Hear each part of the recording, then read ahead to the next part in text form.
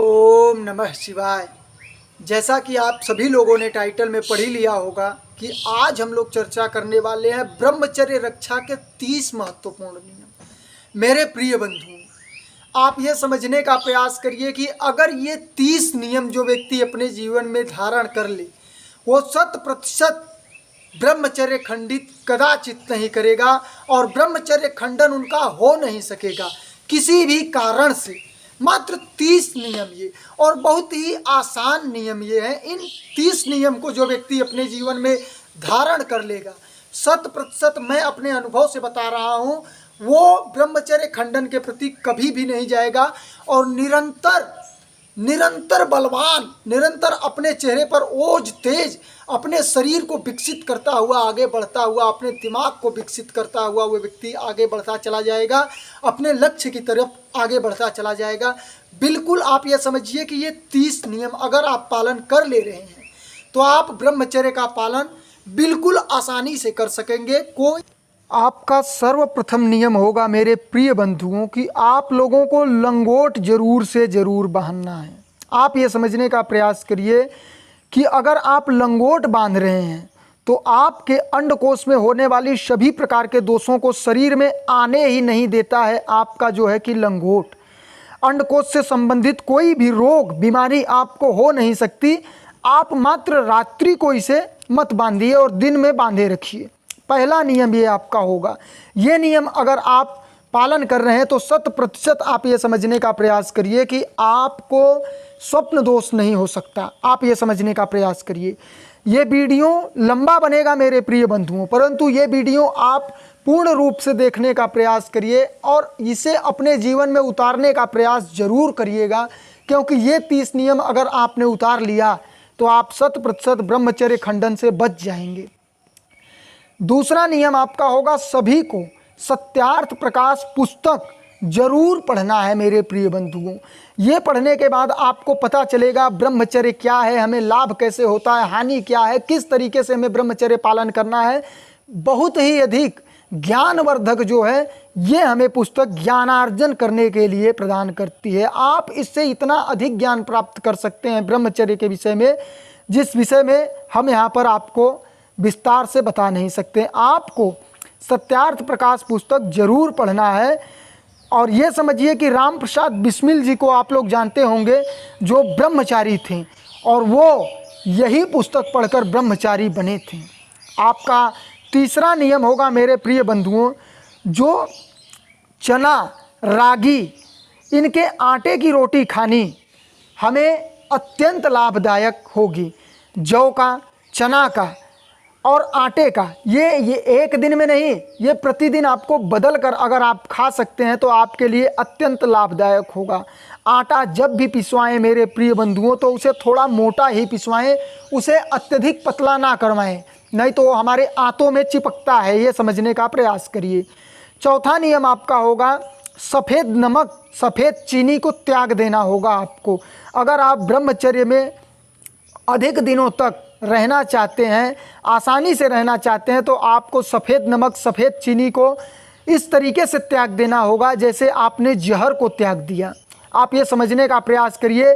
इसके जगह पर आपको भेली का प्रयोग आप कर सकते हैं, गुड़ का प्रयोग आप कर सकते हैं और सेंधा नमक का आप प्रयोग कर सकते हैं। आप ये समझिए आपका पांचवा जो नियम होगा, फ्रिज की ठंडी चीज़ें बिल्कुल भी आपको नहीं खानी है, ये आपको 100% नुकसान देगा। छठा आपका नियम होगा, बासी चीज़ें भी आपको कभी नहीं खानी है, आपको बासी चीज़ों को त्याग देना होगा। सातवां नियम होगा आपका, ऊर्ध्वारेता प्राणायाम आपको जरूर करना है, जिससे हम लोगों का वीर्य ऊर्ध्वगति को प्राप्त हो। आठवां नियम आपका होगा, दिन में पानी समझ लीजिए आपको समय समय पर पीते रहना है, बिल्कुल। नौवां नियम आपका जो होगा मेरे प्रिय बंधुओं, जिनको स्वप्न दोष आदि की समस्या है वह गुड़, मिर्च, मसाले, प्याज, लहसुन आदि का सेवन ना करें। गुड़ इसलिए क्योंकि गुड़ से उत्तेजना बढ़ती है। 10वां जो नियम आपका होगा, रात को कभी भी भारी भोजन नहीं करना चाहिए। वैसे तो हम लोगों को रात्रि को भोजन ही नहीं करना है, आप ये समझने का प्रयास करिए। यहाँ पर शाम का भोजन बताया जा रहा है कि 5 बजे के बाद आपको भोजन नहीं करना है और भारी भोजन नहीं करना है। रात को अगर आप ले सकते हैं तो मात्र दूध ले सकते हैं, वो भी गाय का दूध। 11वां नियम होगा आपको यज्ञोपवीत यानी जनेऊ, शिखा यानी चोटी, इन दोनों को जरूर से ज़रूर धारण करिए आप। शिखा का मतलब कि ये जो चुन्नी आज के समय में कहते हैं, चोटी जिसे कहते हैं, उसे आप जरूर धारण करिए। इससे हम लोगों को इतना लाभ है, इस विषय में आप अन्य वीडियो में जाकर देख सकते हैं कितना अधिक इस विषय से हमें लाभ प्रदान होता है। 12वां आपका नियम होगा कि ब्रह्मचर्य रक्षा के उपाय के लिए कच्ची सब्जियां, फल ज़्यादा मात्रा में आपको खानी है। 13वां नियम होगा कि अखंड ब्रह्मचर्य के लिए यदि देसी गाय का दूध मिल जाए तो उसका अधिक सेवन करना चाहिए।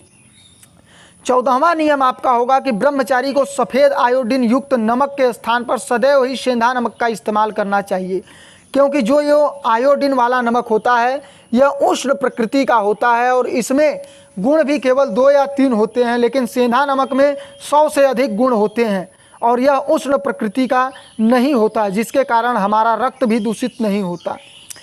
अगला नियम आपका होगा महीने में कम से कम 1 दिन उपवास आपको जरूर करना चाहिए। आप ये समझने का प्रयास करिए, इससे हम लोगों को अत्यधिक लाभ प्रदान होंगे ब्रह्मचर्य में खासकर। इसके बाद आपका अगला नियम होगा कि संसार की तरफ ज़्यादा आकर्षित कभी भी नहीं होना चाहिए, सिर्फ अपना कर्तव्य समझकर अपने कार्य करने चाहिए।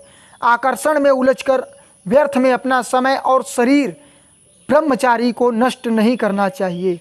अगला नियम आपका होगा रोज ईश्वर का ध्यान जरूर हमें करना होगा। मन ही मन ओम या गायत्री मंत्र का उच्चारण करते रहना होगा। ये समझिए कि दिन भर में भी कोशिश आपको यही करनी है कि ईश्वर का स्मरण हम लोगों के मन में सदैव बना रहे, निरंतर बना रहे, मन को इधर उधर भटकने ना देना है, तब आप ब्रह्मचर्य का पालन आसानी से कर पाएंगे। ब्रह्मचर्य के लिए योग, रोज लंबे गहरे सांस लेने और छोड़ने की क्रिया हमें निरंतर करनी होगी, जिससे हमारे फेफड़ों में शक्ति, बड़े रक्त संचार अच्छा हो जाएगा और प्राणवायु अधिक मात्रा में आए शरीर के भीतर। जब वो आएगी तो निश्चित ही हम लोगों का शरीर बलवान होगा। अगला नियम होगा कि ब्रह्मचारी के लक्षण रोज नियमित रूप से व्यायाम करना चाहिए। खास तौर से प्रोफेसर राम मूर्ति जी की विधि से व्यायाम हमें करना चाहिए। अगला नियम आपका होगा मेरे प्रिय बंधुओं, ब्रह्मचर्य रक्षा के उपाय के लिए हमेशा शीतल ताजे ठंडे जल से स्नान करना हमें चाहिए और गर्म पानी से कभी नहीं स्नान करना चाहिए। सिर्फ बीमार व्यक्ति को ही गर्म पानी से स्नान करना उचित है। ये समझिए कि अगला नियम आपका होगा कि पेशाब करने के बाद, और यह है कि मतलब कि पेशाब करने के बाद और बाथरूम करने के बाद आपको अपनी मूत्रेंद्रियों को अच्छे तरीके से धोना होगा, ठंडे जल से धोना होगा। और ध्यान रहे उस समय अपने मन में कोई भी नकारात्मक विचार नहीं आने देना है, ईश्वर में ही ध्यान बनाए रखना है। आलस्य से हमेशा बच के रहना चाहिए। दोपहर को कभी भी नहीं सोना चाहिए एक ब्रह्मचारी को। यदि नींद आए तो तुरंत मुंह धो लेना चाहिए और कुछ ना कुछ कार्य में लगे रहना चाहिए, जिससे कि मन भटके ना। अगला नियम आपका होगा अच्छी पुस्तकों को पढ़ना चाहिए, जैसे रामायण, महाभारत, उपनिषद, सत्यार्थ प्रकाश, राम प्रसाद बिस्मिल जी की जीवनी आदि आदि। अगला नियम आपका होगा कि लड़कियों को लड़कों से मित्रता और लड़कों को लड़कियों से मित्रता कदाचित नहीं करनी चाहिए। अगला नियम आपका होगा कि स्त्री पुरुष को कभी भी एकांतवास में नहीं रहना चाहिए। उसके बाद आपका अगला नियम होगा कि रात को जल्दी सो जाना चाहिए 9 बजे से पहले और ब्रह्म मुहूर्त में उठ जाना चाहिए 3 बजे तक। अगला नियम आपका होगा हमेशा खुली हवा में घूमने की आदत डालनी चाहिए, लंबे गहरे सांस लेने छोड़ने की आदत डालनी चाहिए, अकेला विचरण करना चाहिए। उसके बाद आपका अगला नियम होगा भोजन को खूब चबा चबा कर खाना चाहिए, कम से कम 32 बार। एक बार भोजन को एक मुंह में जब आपने कौर डाला तो उसे 32 बार चबाएं, जिससे आपका जल्दी हजम हो जाएगा भोजन और कब्ज की समस्या भी नहीं होगी। उसके बाद अगला नियम होगा गलत व्यक्तियों का साथ हमेशा के लिए त्याग देना चाहिए। अच्छे व्यक्तियों को साथ रखना चाहिए जो अच्छी बातें करते हों, अच्छी पुस्तकें पढ़ते हों, वीरों की कहानियाँ पढ़ते हों, ब्रह्मचारियों की कहानियाँ पढ़ते हों। आप ये समझिए उसके बाद का आपका अगला नियम होगा कि ब्रह्मचर्य रक्षा में भोजन में ऐसा कोई पदार्थ ना खाएं जो कि उत्तेजना को बढ़ाता हो, जैसे मीट, मांस, मछली, गरम मसाले, अचार, खटाई अधिक मात्रा में, ये सब जरा भी नहीं लेने चाहिए। अधिक मात्रा की तो बात ही दूर है। आपको बिल्कुल गर्म तासीर की बिल्कुल चीज़ें आपको लेनी ही नहीं है। इन 30 नियम का आप अगर नियमित रूप से पालन करते हैं मेरे प्रिय बंधुओं, तो आपका ब्रह्मचर्य कभी भी खंडित नहीं होगा। आप ये समझने का प्रयास करिए। ये वीडियो अगर आपको जरा भी लाभ प्रदान किया हो तो आगे ज़रूर अग्रेषित करिएगा, जिससे अन्य जनों को लाभ प्राप्त हो। बहुत बहुत धन्यवाद आप सभी का। ओम नमः शिवाय।